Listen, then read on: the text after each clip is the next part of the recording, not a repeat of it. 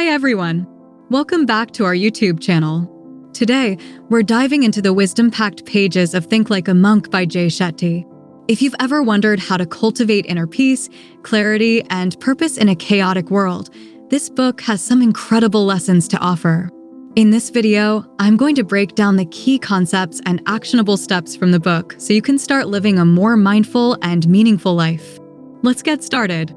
Think Like a Monk by Shetty is a guide to finding purpose, peace, and clarity by applying principles from the ancient wisdom of monks to modern life.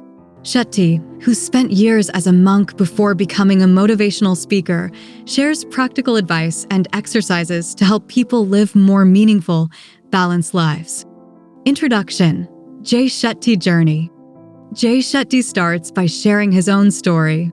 He was once a business student in London, but after meeting a monk, he decided to spend 3 years living as a monk in India. During that time, he learned valuable lessons about life, happiness, and purpose. He realized that while not everyone can or wants to become a monk, the principles monks live by can benefit anyone. Part 1. Let Go.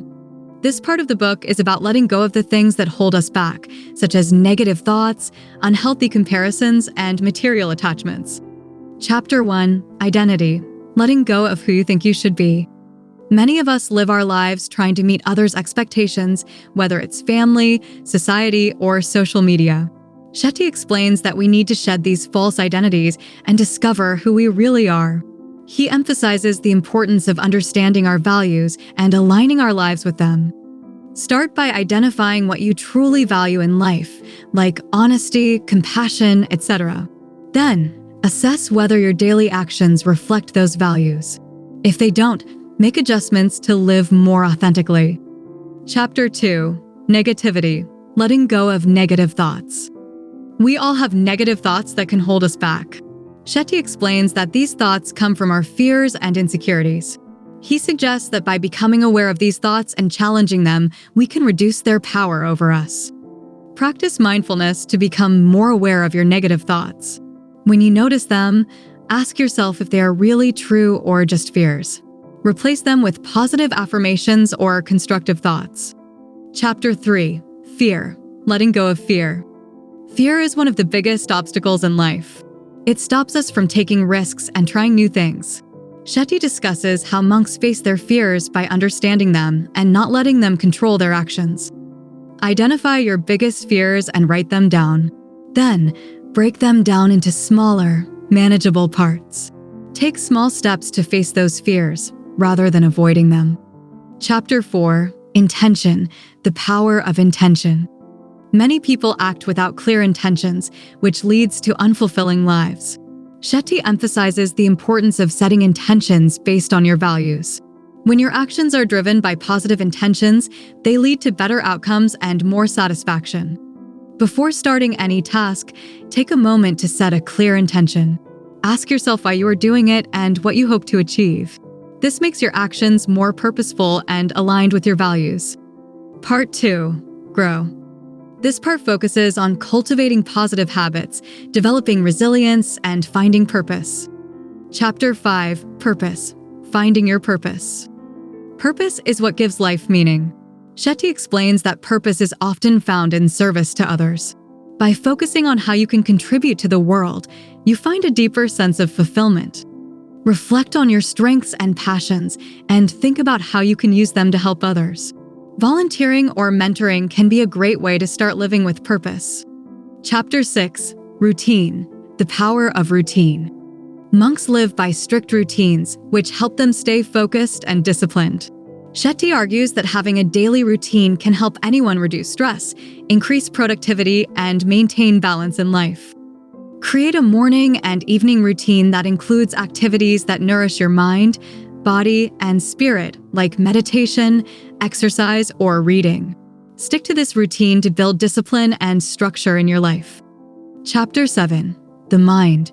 Mastering your mind. The mind is powerful, but it can also be our biggest obstacle. Shetty explains how monks train their minds through meditation and mindfulness to stay calm and focused. By mastering your mind, you can control your emotions and reactions, leading to a more peaceful life. Start meditating daily, even if it's just for a few minutes. Focus on your breath and try to clear your mind of distractions. Over time, this practice will help you stay calm and focused in everyday life. Chapter 8. Ego. Letting go of ego. The ego is the part of us that seeks validation, recognition, and control.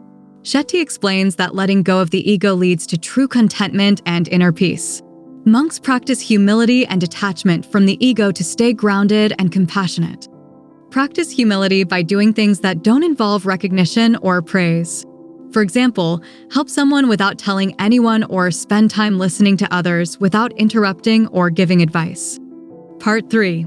Give. The final part of the book is about how we can give back to others, build meaningful relationships, and live a life of service. Chapter 9. Gratitude. The power of gratitude. Gratitude is a powerful practice that monks use to cultivate joy and contentment. Shetty explains that by focusing on what we have rather than what we lack, we can develop a more positive outlook on life. Start a daily gratitude journal where you write down 3 things you're grateful for every day. This helps shift your focus from what's missing to what's abundant in your life. Chapter 10. Relationships. Building healthy relationships. Relationships are essential for happiness, but they can also be challenging. Shetty discusses how monks approach relationships with compassion, understanding, and communication. He offers advice on how to build and maintain healthy, supportive relationships. Practice active listening in your relationships.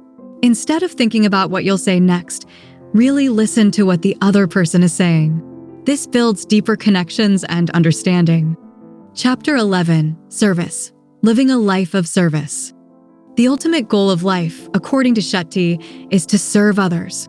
He explains that service is not just about big acts of charity, it's also about small, everyday actions that make a difference in people's lives. Living a life of service leads to greater happiness and fulfillment. Look for ways to serve others daily, whether it's helping a colleague, supporting a friend, or volunteering in your community. The more you give, the more you receive in terms of happiness and purpose. Conclusion. Think like a monk. The book concludes by encouraging readers to adopt the mindset of a monk, even in the chaos of modern life. Shetty reminds us that we can all find peace, purpose, and fulfillment by letting go of what doesn't serve us, growing into our best selves, and giving back to others. Thinking like a monk is about living with intention, compassion, and purpose. By applying these principles, we can lead happier, more meaningful lives. Think Like a Monk is a practical guide to living a more meaningful, peaceful, and purposeful life by adopting the timeless wisdom of monks. It's about finding balance, letting go of negativity, and focusing on what truly matters in life. And that's a wrap on our summary of Think Like a Monk by Shetty. I hope these insights help you embrace a more mindful and fulfilling life. If you enjoyed this video, make sure to hit that like button, subscribe to our YouTube channel, and turn on the notification bell so you don't miss any future content.